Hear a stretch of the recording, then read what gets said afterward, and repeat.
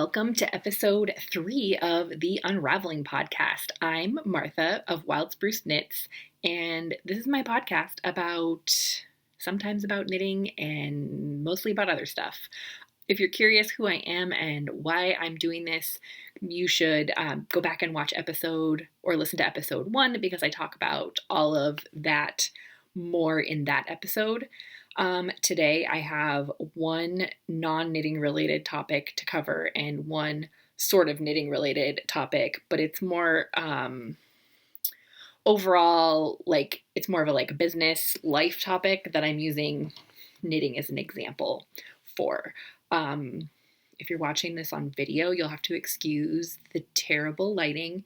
It is 3:40 and it's dark outside. It is, what's the date today? The 12th of November? The 13th of November. And it warmed up, all the snow melted, and now it's raining. So that's a real bummer. But today is very gray, and it's kind of later than I wanted to do this. But it hasn't really gotten light today, so it's just gray and gross. So if you're watching this and the lighting looks funny, it's because I'm using a plethora of artificial light. So anyway, first up is a seasonal hot take. And this is something that I've been frustrated with for a long time. Pumpkin spice lattes don't have pumpkin in them. As I said, this is November 13th, so we are in the thick of holiday coffee drink season.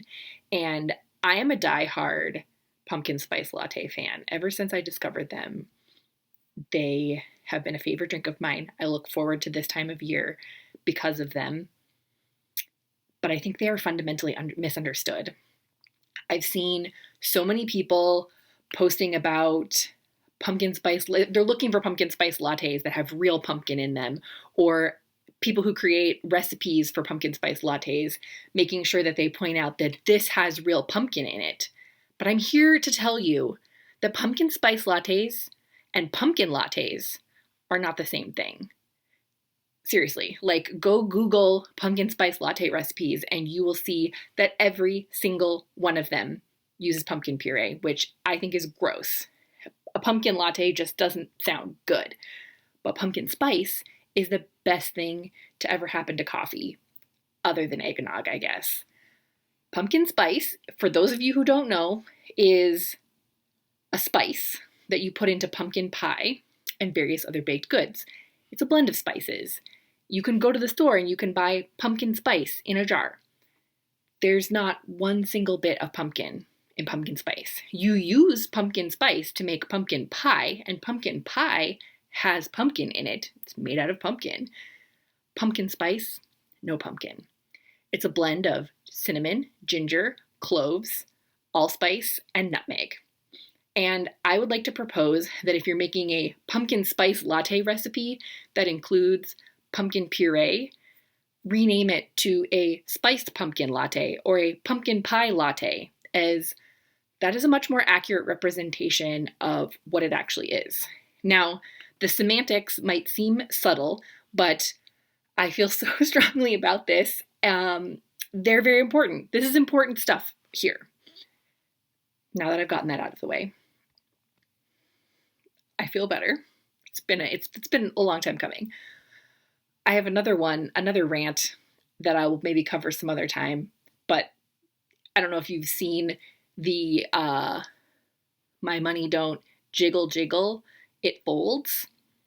It's actually my money don't jingle jingle, it folds. He's talking about change versus paper money, and it has been a sound on Instagram and TikTok, and everybody gets it wrong.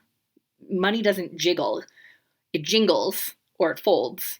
So now that we got that out of the way, let's talk about why Wild Spruce Knits, why the shop is stocked with the items that it's stocked with. Because sometimes, well, I'm a one-woman show, and I exist very much in my own little bubble and whatever I am served on Instagram or other social media. And sometimes I get caught up in why am I not doing what everybody else is doing? So I kind of want to talk about that. First, I want you to know that none of what I'm about to say is a criticism of what other people choose to do. I just want to talk about kind of why I make some of the decisions that I make, because I think they're relevant to life in general. So when I first started Wild Spruce Knits, I started mostly with hats. I still do a lot of hats, but I started mostly with hats, and a few patterns in yarn, that this beautiful yarn that everybody else was using to make their hats. And I say everybody else, and I mean, the handful of knitting accounts that I was following that inspired me to start my business. Mostly because they were just such beautiful. The colors were so beautiful. I'm drawn to, if you've seen any of the stuff that I've done, I really like colors. So I was mostly drawn, which is, I don't dress in a way that would lead you to believe that I like color, but I'm very drawn to color, especially in yarn. So I quickly learned that that was not something that was not knitting that I enjoyed doing.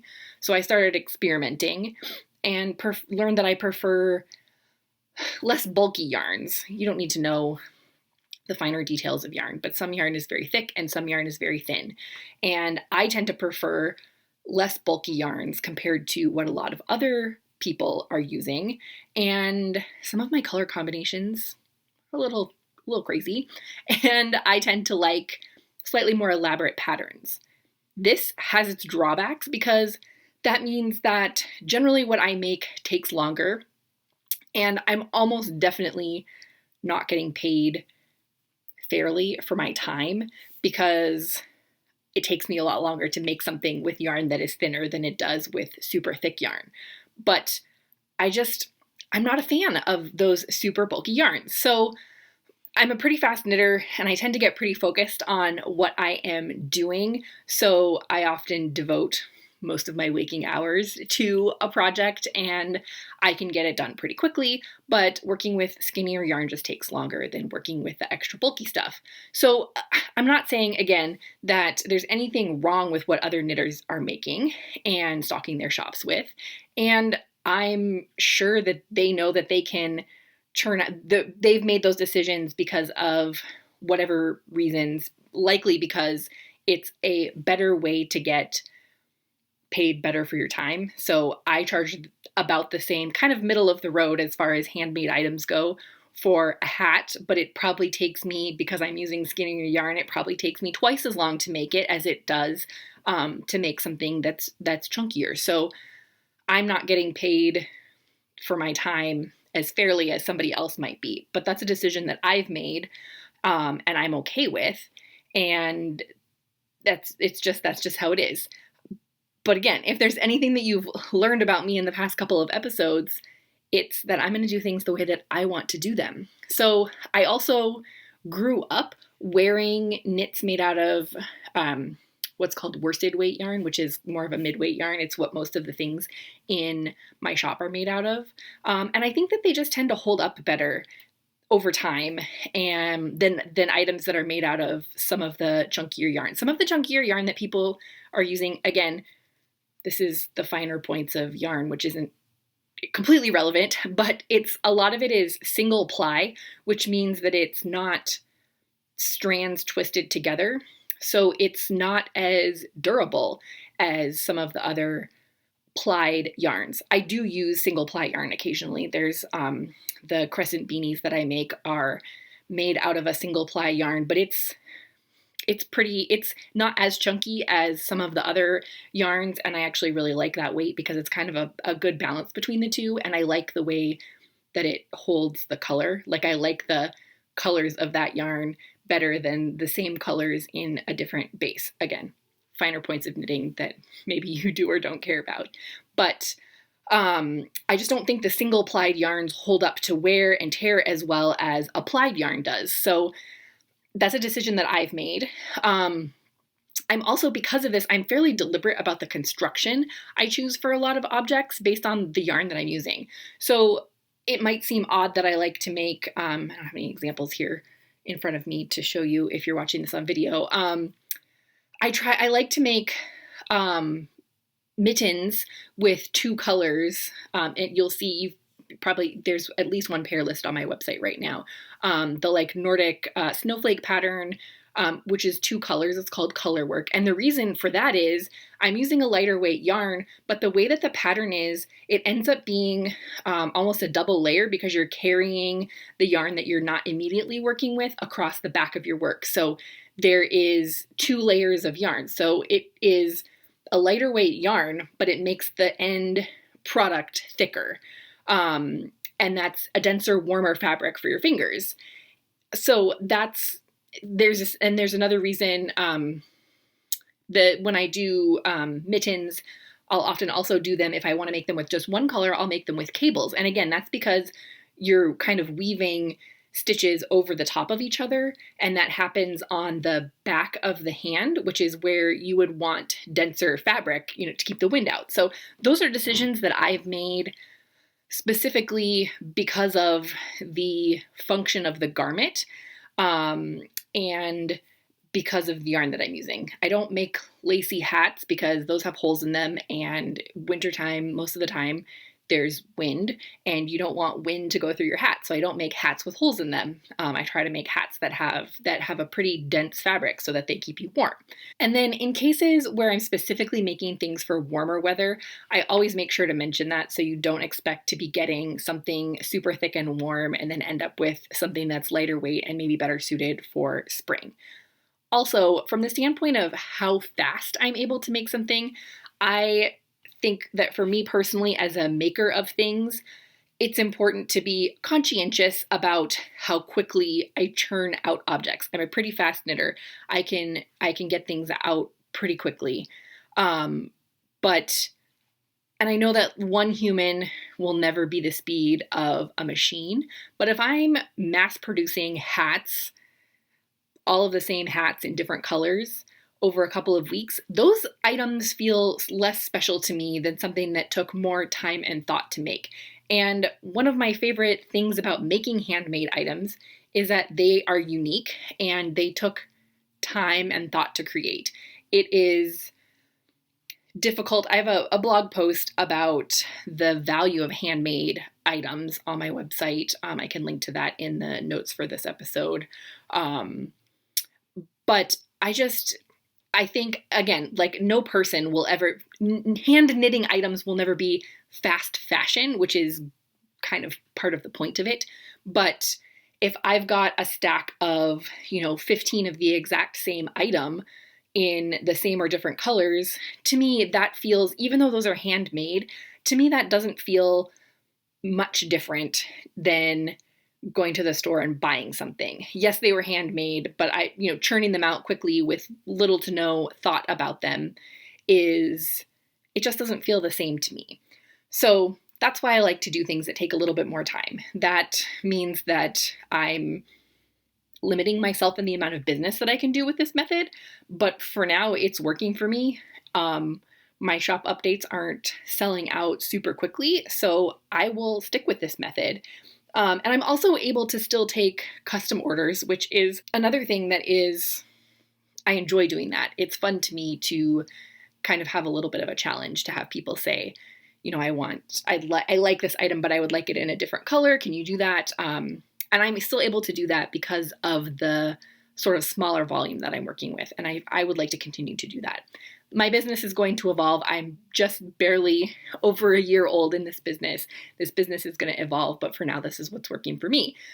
And I guess circling back around to the point of all of this is that just because somebody else is doing something and they appear to be successful at it, doesn't mean that replicating it will make you successful too. And it doesn't mean that what they're doing is the right thing. It doesn't mean it's the wrong thing. It just also doesn't mean that it's the right thing or the only thing. And I think that's really hard to remember when we're constantly bombarded with the highlight reel of people's everyday lives and businesses, right? So we always see the highlights. Not always, most of the time. Most people are only sharing the highlights.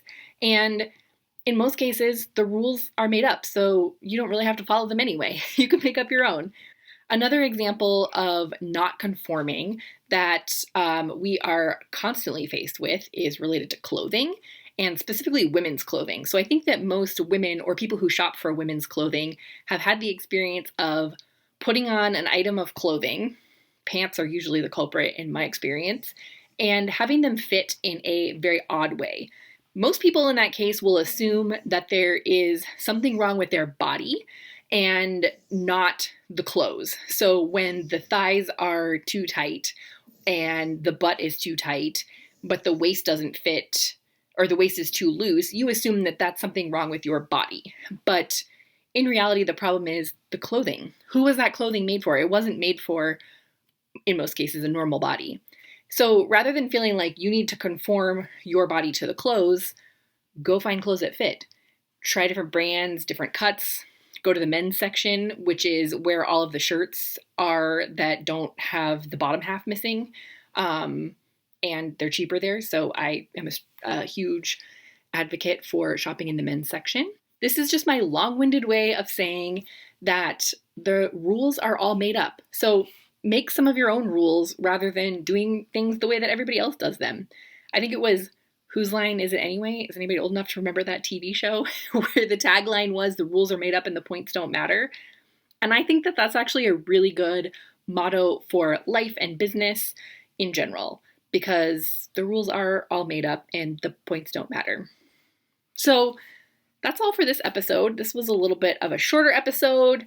I am going to do a video of some of the things that I've finished knitting, specifically a knitting related video. I'm going to do that. I was going to do it today, but I don't know that the lighting is good enough. So if you're interested in that, look out for that on YouTube.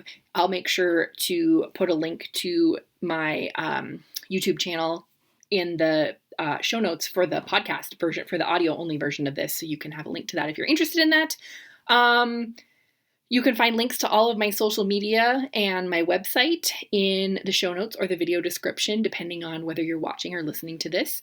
And if you're consuming this in real time, so if it's somewhere near the 13th of November, I will be at the Eagle River Market at Odd Man Rush Brewing next weekend. That's November 19th on Saturday from 10 a.m. to 2 p.m. with some knits, some of which I'm going to show in the video that I'm going to record. Oh, my light just died.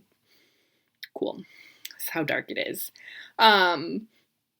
So I'll have some knits there. I'm going to show some of the stuff that I will be bringing in the video that I'm going to record with the finished objects that I've finished in the last couple of weeks, because I've done a lot of knitting in the last couple of weeks. The lineup of vendors for that market is really great. There's going to be some really great people there.